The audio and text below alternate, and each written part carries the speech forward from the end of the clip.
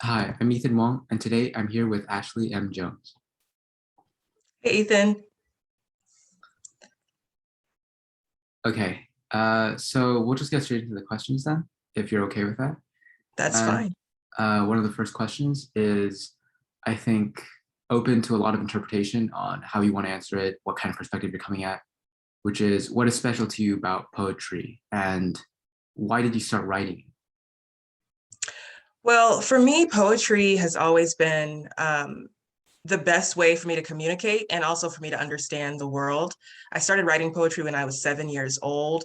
I used to write in what I called my spy journal. It was a little composition notebook. I was really into Harriet the Spy. I don't know if you're too young to remember that, but yeah, I'm aging myself. But I remember reciting a poem to my class in second grade. And after reciting that poem, which was called Harriet Tubman by Eloise Greenfield, I felt this surge of energy and power around writing poetry. And it seemed like the best way for me to express myself.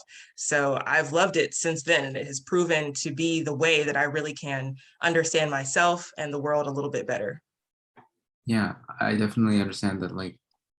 I mean, I didn't really start very early for me when I got into poetry, but it was always a way for me to like kind of understand my surroundings in a way that when you put it down in paper, it feels like you can comprehend it better than if you were just to leave everything Right. kind of floating around. Exactly. Yeah. And so I wanted to kind of touch on that more, which is, and I'm sure this has changed over time, but what kind of themes do you think you've explored with your poetry over time? I kind of think they're sort of the same. Thinking back to those poems that I wrote in that notebook, they were all very angsty, which is hilarious because I was just 7 years old. But they were exploring my identity, my feeling of existing in the world. And I look back at some of the books that I made. At my elementary school, we always made books, stories, and poems. And so I have some poetry books that I wrote and like bound in cardboard when I was like 10. And in that book, there's poems about race and history, but also just about the world and myself. And I think I've sort of stayed true to those themes. The only difference, I think, maybe not difference, I think the journey was that I began, feeling very confident and authentic to myself and, proud of who I was and who I was on the page. And it was through formal education that I sort of unlearned that confidence.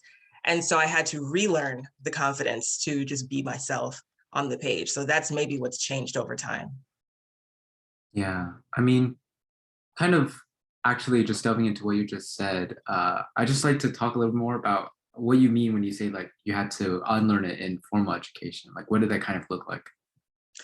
So how do I say?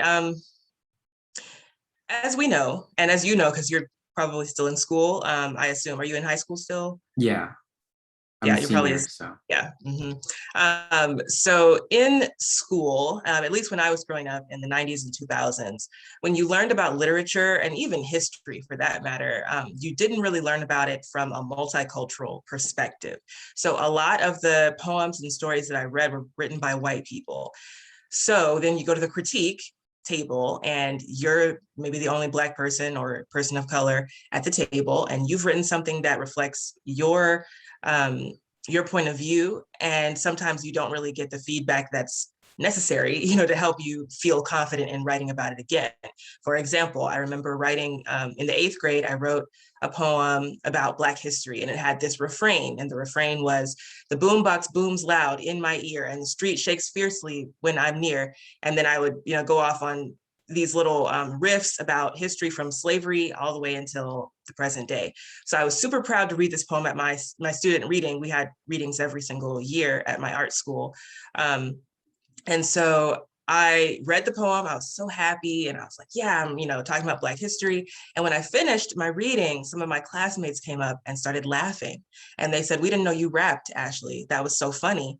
And I was just crushed. So I said to myself, well, not writing about Black stuff anymore. And, that kind of made me upset. And, I didn't, like I said, I didn't see any Black writing that often in my classes. So I sort of unlearned that confidence and that desire to really put myself authentically on the page. And it wasn't until I went to maybe the end of undergrad and during grad school that I decided, you know what, no, like I need to be myself because the writers that I admire are themselves. And that's what makes me feel powerful and possible. So I have to do it too. So that's kind of what I mean. Yeah, I think that's really okay. I don't know how to, I don't want to say it's a great story because obviously there's a lot of like connotations, but I think you know what I mean when I say like that Yeah. story is like really important to tell, especially because something that you touched on there was the idea of having role models of like poets that you admire that are Right. that way, right? And I Mhm. think that is to a large degree what is missing right now because the role models we have for poetry, sorry if you can't see my air quotes, are like, the classics people. Like I've said this a few times before, but it's like the important part I think is getting contemporary poets out there to younger audiences Right. and letting them know that they exist in the first place. Mhm. Because if they want to write that way, it's definitely not like uh, you definitely want to let them know that it's not like they're forging out completely alone, and there are people who Right. write just like them and write about the same things. Right. Yeah, you're preaching right now, Ethan. I know you didn't intend to be doing that, but that's amazing. Yeah, I feel the same way. Yeah. And something I wanted to get into is that you talk about like identity and how that's important in expressing in your poetry. And I think you wrote a piece for CNN about how Mhm. like Amanda Gorman's recent rise in her presence and stuff. Mhm. Like, I just wanted to ask a little more about what you think is the like okay, I'm sorry, I'm wording this very poorly, but You the got it. kind of poetic stance that you were taking in saying that Mhm. like it is so important and Amanda Gorman has reminded the country of how important it is. I just wanted to offer you the opportunity to talk a little more about that if you had any other thoughts. Yeah, I really think visibility is so important. Just going back to what you said before, people really take for granted how important it is to just see someone doing the thing that you want to do. And I think that's what Amanda Gorman did for a lot of people, young and old. I mean, on the young side, for people like you or younger to see that someone can rise to national prominence and be young. So often we discount, the value of a young person's words. I don't. I'm a high school teacher, so I know, that y'all have all the words. But to see that is so important. And a lot of my students, after it happened, they said, "Wow, this was so incredible." And they go to an art school, so they, in theory, already know that their voices are important. But it just meant so much to see her doing poetry, being a Black woman, and not shying away from that, and holding such grace and purpose up there on the inaugural stage, which is a scary place, a very scary place to be. I've never been up there, and maybe one day somebody will ask me, to be up there, but that's really hard. And she handled it so well. And to see adults praising her probably did a lot for the young people as well. So they could see, oh, okay, everybody thinks she's amazing. It's not just me. And the same goes for me as, a Black woman. It meant everything to find those poets who looked like me, who understood my experience, and who could show me a way to write that was true to who I actually was. So yeah, that hopefully that answers your question a little bit. Yeah, definitely. I just kind of like was curious about a little deeper into what you were talking about. And I think you definitely addressed that here. Mhm. Something else, actually, I wanted to mention on is I think there was kind of that implication earlier when you're talking about your story about like how people said that they didn't know that you rapped. Like Yeah. there's an implication there with like the rhyme and stuff that's like associated with that kind of Mhm. culture. Mhm. And so I wanted to kind of ask about, I guess, your opinion on this, because generally what I've seen in contemporary poetry is that rhyme is sparse generally. Like Mhm. Mhm. they'll shy away from it because I guess they're kind of trying to distance themselves from the classic tradition. So do you think that there's like some symbolism in the way that Amanda Gorman uses rhyme and like people will use rhyme these days in contemporary poetry? Yeah, I think that in general, a lot of us who are writing right now, and maybe especially writers of color, we're trying to return to things like rhyme, because they have been shunned. And it's so interesting because I haven't really thought about the fact that it was, as you said, traditional. When you read I don't know, who's an old writer. I was going to say Shakespeare, but that's too easy, perhaps. But people like that, Hmm. who used rhyme. And then you think about hip hop, like you said, and the use of rhyme there, spoken word, the use of rhyme there. And over time, it's sort of been seen as if you rhyme, you're just like a baby poet. You're not a real, literary, poet. And that's of course a part of this colonial thought process of trying to devalue people's, heritage and whatever. So anyway, get back to the answer. I love the use of rhyme. I use it a lot. I tell my students, please don't abandon rhyme. It's one thing about poetry that is so unique. You can't really rhyme in a story because then it just is odd, But in a poem, you're allowed to do this really fun thing, which is use rhyme. You can use it in a different way. I encourage students to read people like Gwendolyn Brooks or Patricia Smith, who use rhyme in ways that are almost undetectable sometimes. That fun, that play with language is what I hope we all can return to. Not just those of us who are writers of color, not just those of us who are influenced by hip hop, but everybody, because we're poets. We shouldn't be so buttoned up and, afraid to play, with language. So hopefully that was an answer too. I feel like I'm going off on tangents, Ethan. Just reel me in. No, no, definitely. I think part of the point of this is to, I'm sitting here and I'm like encouraging you to actively go off on tangents because it's interesting to listen to what you say. And I definitely agree with that because something I did with my poetry was I always like to like include rhyme from here to there. Sometimes I'm just feeling it and I'm like, I kind of want to rhyme it. I just in that Yeah. kind of mood. I don't really know how to describe it, but there's always a difference between when I'm like trying to actively rhyme and not rhyme. But even now I find like when I'm not rhyming, I'll still like try as hard as I can to like mess with the rhythm or like the wordplay. And I think Right. that's a really big part of poetry because the reason why you keep it to these like kind of short lines and stuff is so you can have all that space, not necessarily in the words themselves, but like surrounding them to play with it, as opposed to Exactly. like you'd have to fill everything up if you're like doing a short story or a novel. Mm-hmm. Exactly. Yeah. Hmm. And so something else I want to ask you is that when you get inspiration to write, like Mm-hmm. when it kind of strikes you, what does that kind of look like? Where does that come from on one hand? But that's like the easy question to answer. So I'd also like to tack on to something, which is like, what does that almost feel like? And that's very hard to describe, but I kind of want to like walk through your thought process when that happens. Wow. When I write a poem, how does it come from thought to page? Let's see. So okay, so stay with me here. It's going to get a little interesting, but you're a poet, so I think you're going to understand where I'm coming from. So for me, my poems, I like to think of them as gifts that are given to me. It's not so much this, purely academic pursuit where I'm like, the sonnet. I will now write a perfect sonnet because I can. I mean, I can, but that's not the reason why I want to write the sonnet. So let's just take, for example, one of my poems, All Y'all Really from Alabama, which was published on poets.org, poem a day, last year, I think. So with that poem, I knew that I had to write this poem for Poem a Day. The person asked me, hey, would you like to submit? And I said, yes, I would. But then I thought, okay, what am I going to write that's going to represent me? This is like my shot, to be in front of all these people. So I didn't want to force myself because that's part of my process. I don't force myself to write ever. I actually don't write every day, which some people find surprising because a lot of teachers will tell you you have to write every single day.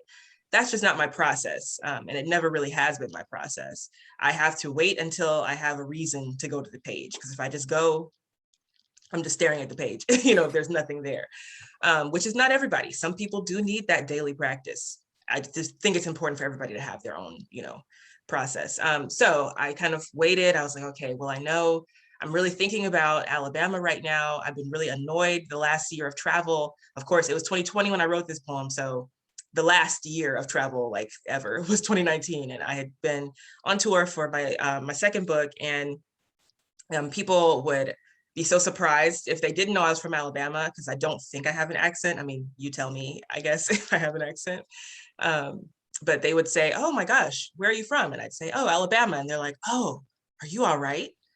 Is it okay down there? And I'm like, yeah, like, what do you mean? Is it okay where you are? Um, so I would just get so annoyed with this idea that people had that Alabama was you know, the only place in the United States where there was discrimination or racism, which we know is not true. So this idea was kind of floating in my head, and you know, I knew I wanted to say something about Alabama on this large, in this front of this large audience. And you know, I've been kind of obsessed with the idea of sonnets since I started reading Gwendolyn Brooks a lot. And so those ideas were sort of percolating. In comes, you know, the deadline, like I said. So that started kind of going off in my mind. So I just kind of let myself, you know, live. I was like, whatever, I'm sure it'll come. Somehow, the idea just appeared to me in my mind. I could see the shape of the poem, and that's usually how it happens, which is why I said stay with me, because it's a little interesting. But sometimes the poems like form, the format, maybe the first line, last line, or like the volta will come, and I'm like, okay, I can see it, let me get it down. So once that started to happen for me, I knew that I wanted it to be a sonnet. I knew that I wanted it to be a prose block, although it was technically a sonnet. And I knew I wanted the last two lines to really just murder everybody, because that's what sonnets do. So I sat down to write the piece. It took me maybe a couple of hours to get one draft down, read it to my sister. We kind of workshopped it back and forth. And, you know, I just got it done in that day, sent it off, and it got published. And that's kind of how it happens for me. Sometimes it'll take a few days, maybe a week, but it can be an afternoon for me, which is not to say that I'm a genius or anything. That's not at all what I'm saying, because I'm definitely not. It's just that for me, the process begins with the thought. And so I'm actively like, I'm in the poem, even though I haven't written it yet, if that makes any sense. So maybe long-term, my whole process will take 2-3 weeks, like any other poet who's like toiling at a draft for that long. But the writing part of it comes right at the end for me. And I don't really know why that is. That's just how it works for me. So yeah, there it is. Yeah, I mean, a lot of the process that you described, I could like definitely relate to. I think the whole like thinking about it for a really long time and then turning it out in a relatively short time is something that I was done. Like the thing is, most of the time I'm like writing, I'm not like writing for anything in particular. So then I'll just like, if I'm writing for myself, I can just stop at the draft. Like after I've drafted it for like an hour or two, then I'll just be like, oh, I'll put that away for now. And then I don't have to touch it necessarily. But if I'm like writing for something else or I really want to work at it, then there'll be like subsequent editing sessions. But for the most part, like for me, the process is very much about like getting that kind of inspiration and then just turning it out really quickly. Yeah, yeah. So yeah. If you're ready, we can get into a poem. Sure. Let's get into a poem. I think, I guess, because I talked about that poem, I should read that poem, I suppose. So this is from my book that's coming out next Wednesday, actually, Reparations Now. And it's called All Y'all Really from Alabama. And I mean, just for your benefit, Ethan, if you can see it, I'm trying to hold it up to, yeah, this is the poem. And like I said, it's a sonnet, but obviously it's a block of prose, you know. But if you count all the syllables and stuff, it's all there. The rhyme is there. It's just in a prose block. And if you want, I can talk about why, but I'll just read the poem first. And it begins with an epigraph from Dr. King. All y'all really from Alabama. The straitjackets of race prejudice and discrimination do not wear only Southern labels. The subtle psychological technique of the North has approached in its ugliness and victimization of the Negro, the outright terror and open brutality of the South. Reverend Dr. Martin Luther King Jr., Why We Can't Wait. This here, the cradle of this here nation. Everywhere you look, roots run right back south. Every vein filled with red dirt, blood, cotton. We the dirty words you spit out your mouth. Mason-Dixon is an imagined line. You can theorize it or wish it real, but it's the same old ghost, see-through, benign. All y'all from Alabama. We the wheel turning cotton to make the nation move. We the scapegoat in a land built from death. No longitude or latitude disproves the truth of founding fathers' sacred oath. We hold these truths like dark snuff in our jaw. Black oppression's not happenstance, it's law. And that's the poem. Thank you. That was great.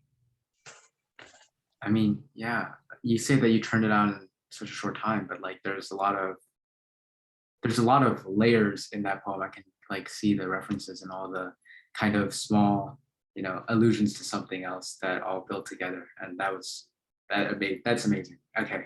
Thank Thank you. you for that. Thank you. Do you have any closing words you want to say before we kind of end it out? Oh gosh, I don't know. Well, I guess I'll say, to if there's any students watching, hopefully there are some students watching, to just, stay true to yourself. I know that's such a cliche thing to say, but it's so true. As you go through life, people are going to, or institutions are going to sort of make you feel unworthy. That's just the way life goes, unfortunately. But just keep doing what you want to do, dream your big dreams. For example, I had a dream to be the poet laureate of my state, and I was named that just a couple weeks ago. So you can do it. Just keep true to your authentic voice. That's what I would end with, I think. All right. Thank you so much. Thank you.